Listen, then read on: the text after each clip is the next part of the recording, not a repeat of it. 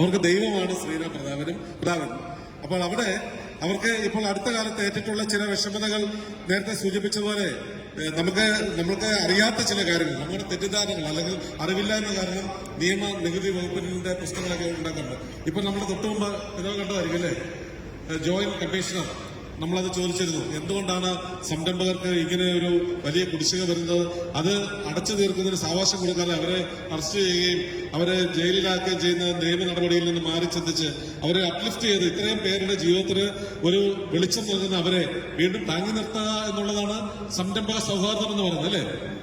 അത്തരം ഒരു സൗഹാർദ്ദത്തിലേക്ക് നയിക്കുവാൻ കണ്ണു തുറക്കാൻ വേണ്ടി തന്നെയാണ് ഞാൻ ശ്രീനാഥ് പ്രതാപനെ വേദിയിലേക്ക് ക്ഷണിച്ചത്. ഞങ്ങളുടെ ഈ ഒരു അവാർഡ് ശ്രീനാഥ് പ്രതാപൻ എന്ന് പറയുന്ന ഒരു യുവതി നടത്തുന്ന ഒരു സംരംഭം കുറഞ്ഞ സമയത്തിനുള്ളിൽ ലോകരാജ്യങ്ങളിലെമ്പാടും മാർക്കറ്റിംഗ് സ്റ്റോറുകൾ ആരംഭിക്കുകയും ഒരുപാട് പുതിയ സംരംഭങ്ങൾ തുടങ്ങുന്നു. OTT പ്ലാറ്റ്ഫോം ലോക വിപണിയിൽ OTT നിയന്ത്രിക്കുന്നത് വൈദേശികരും സായിപ്പന്മാരുമാണെങ്കിൽ കേരളത്തിൽ ശ്രീനാഥ് പ്രതാപൻ നിയന്ത്രിക്കുന്ന OTT വരുന്നു, ഹൈറിച്ച് OTT.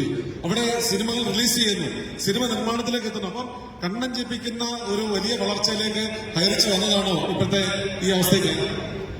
തീർച്ചയായും ഞങ്ങൾ അന്വേഷിച്ചതിന്റെ പിന്നില് വമ്പൻ കോപ്പറേറ്റീവുകളുടെ ഒന്നാണ് അറിയാൻ സാധിച്ചത്.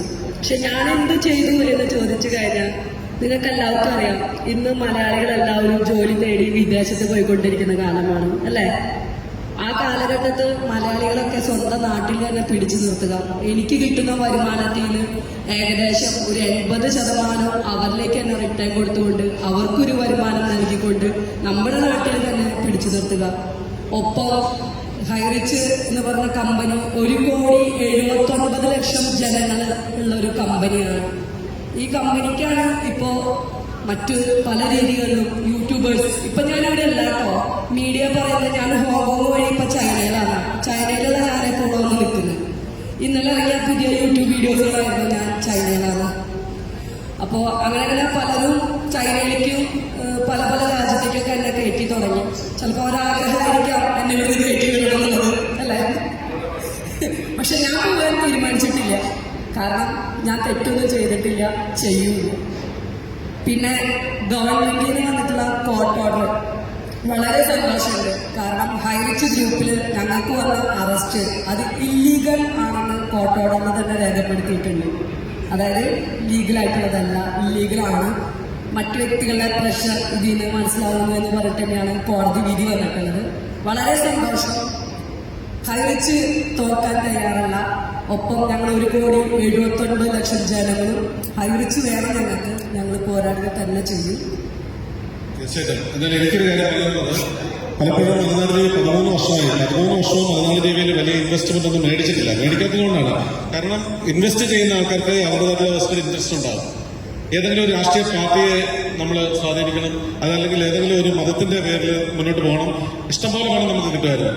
പക്ഷേ ഹൈറിച്ചിനെ സംബന്ധിച്ച് ഞാൻ പറഞ്ഞാൽ, ഞങ്ങൾ ഒരുപാട് മൾട്ടി ലെവൽ മാർക്കറ്റിംഗ് കമ്പനികളിലെ ബന്ധപ്പെട്ടുകൊണ്ട് അവരുടെ പരിപാടികൾ നമ്മൾ സംരക്ഷണം ചെയ്തിട്ടുണ്ട്. പക്ഷേ ഹൈറിച്ചിൽ മാത്രം കൊണ്ടൊരു കാര്യം എന്ന് പറഞ്ഞാൽ നിസ്സംഗതയല്ലായിരുന്നു അവരുടെ മുഖത്ത്, സന്തോഷമായിരുന്നു. എപ്പോൾ നിങ്ങളുടെ ഓഫീസിൽ വന്നാലും ഹൈറിച്ചിന്റെ പ്രധാനികളായിട്ടുള്ള ശ്രീനാഥ് പ്രധാനോടൊപ്പവും ഫോട്ടോ എടുക്കാൻ മത്സരിക്കുന്ന ഒരു സമൂഹത്തിനെ നമ്മൾ കണ്ടിരുന്നു. അപ്പം അത് മറ്റിടത്ത് കാണാത്തൊരു സംഭവമാണ്. അപ്പൊ എന്തൊക്കെയോ ഹൈറിച്ചിന് നല്ല നേട്ടങ്ങളും ഗുണങ്ങളും ഉണ്ട് എന്ന് തോന്നിയത് കൊണ്ടും ഞങ്ങൾ അതിനകത്ത് പാർട്ടിസിപ്പേറ്റ് ചെയ്യാനായിട്ട് ഞങ്ങൾ തയ്യാറാണ്. അത് മാത്രമല്ല, മലനാട് ദേവി പറയുന്നു ഹൈറിച്ചിന്റെ OTTയോടൊപ്പം മലനാട് ദേവിയിലേക്കും കൂടെ പാർട്ടാകുക. മലനാട് ദേവി ഇന്ത്യയിലെ ആദ്യത്തെ ജീവകാരുണ്യ വാർത്താ ചാനലാണ്. ഇത്തരം അധാർമിക പ്രവർത്തനങ്ങൾക്ക് എതിരായിട്ട് നിൽക്കുന്നൊരു ചാനലാണ്. നിങ്ങളെപ്പോലെ ഒരു സംരംഭക ഇത്ര വേഗത്തിൽ ഉയരത്തിലേക്ക് എത്തിയാൽ അവരെ തകർക്കാൻ ശ്രമിക്കുന്ന പ്രതിലോമ ശക്തികൾക്കെതിരെ നിൽക്കാൻ ഞങ്ങളുണ്ട് കൂടെ. അതിലും വലിയ സന്തോഷം പറയുമോ, മുഖ്യമന്ത്രി എന്നവരെ ഞാൻ കണ്ടിട്ടില്ല. പക്ഷെ ഇപ്പൊ ഞാനും മുഖ്യമന്ത്രിക്ക് അടുത്ത ആൾക്കാരാക്കി മാറ്റിയിട്ടുണ്ട്. പല പാർട്ടിക്കാരും, പാവ മനുഷ്യൻ, പലരും പറയും, നമ്മൾ തമാശക്കെങ്കിലും പറയാറുണ്ട്, എന്ത് പറഞ്ഞാലും മുഖ്യമന്ത്രി രാജിവെക്കണം. കേരളത്തിൽ എന്തെങ്കിലും ഒന്ന് കിട്ടാൻ കാത്തിരിക്കാതെ മറ്റുള്ള പാർട്ടിക്കാർ പാവ മുഖ്യന്റെ തലയിലിടാൻ. ഞാനും മുഖ്യനും തമ്മിൽ കണ്ടിട്ട് പോലുമില്ല. പക്ഷെ ഇന്ന് ഞാനും ആളെ അടുത്ത ബന്ധമാണ്. എനിക്ക് മനസ്സിലാവുന്നില്ല കേരളം എങ്ങോട്ടാ പോകുന്നത്.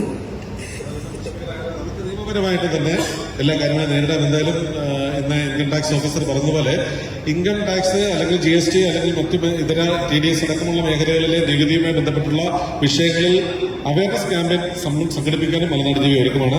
എന്തായാലും ഇനിയും വർദ്ധിച്ച ഉയരത്തിലൂടെ മുന്നോട്ട് പോവുക. എല്ലാവരുടെയും ചിരികൾ മായാതിരിക്കട്ടെ. അതായത് GST കാര്യത്തിലായാലും എനിക്ക് പറയാനുള്ള കാര്യം, കമ്പനി കഴിഞ്ഞ മാസം വരെ 48 ലക്ഷം GST അടച്ചു പോകുന്ന കമ്പനിയാണ്.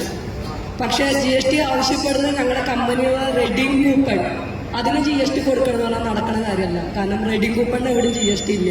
ആ റെഡിങ് കൂപ്പണിന് GST വേണമെന്ന് ആവശ്യപ്പെട്ടുകൊണ്ടായിരുന്നു ഈ ഒരു നാടകീയമായ ഒരു അറസ്റ്റ് നടന്നത്.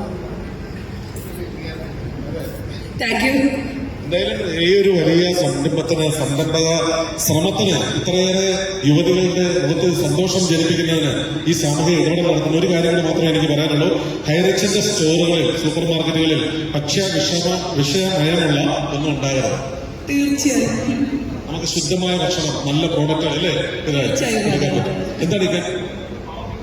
അതെ, ഓൺലൈൻ മാധ്യമങ്ങളിലൊക്കെ ഒരു നെഗറ്റീവ് ആസ്പെക്റ്റിൽ നിന്ന് എനിക്ക് തോന്നുന്നു ഒരു പരിധിവരെ ഹൈറിച്ചിന് ബിൽഡപ്പ് ചെയ്യാൻ കഴിഞ്ഞിട്ടുണ്ട്. ഒത്തിരി പുതിയ സംരംഭങ്ങൾ അവർ ഇങ്ങനെയുള്ള കാര്യം എന്തും വിജയിക്കുന്ന ഏത് സംരംഭം തുടങ്ങാനായിട്ട് ഫോളോ ചെയ്യാൻ ഒത്തിരി പേരുണ്ടാകും. പക്ഷെ ആദ്യം എടുക്കുന്ന സ്റ്റെപ്പ് അത് റിയലി ചലഞ്ചിങ് ആണ്. And we pray and we appreciate your every efforts. Thank you.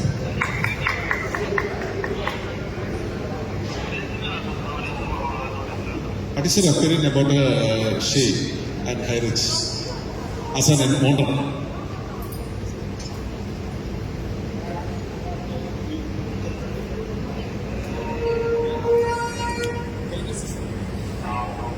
Om Sri Gurubhyo Namaha. Om Sri Matre Namaha.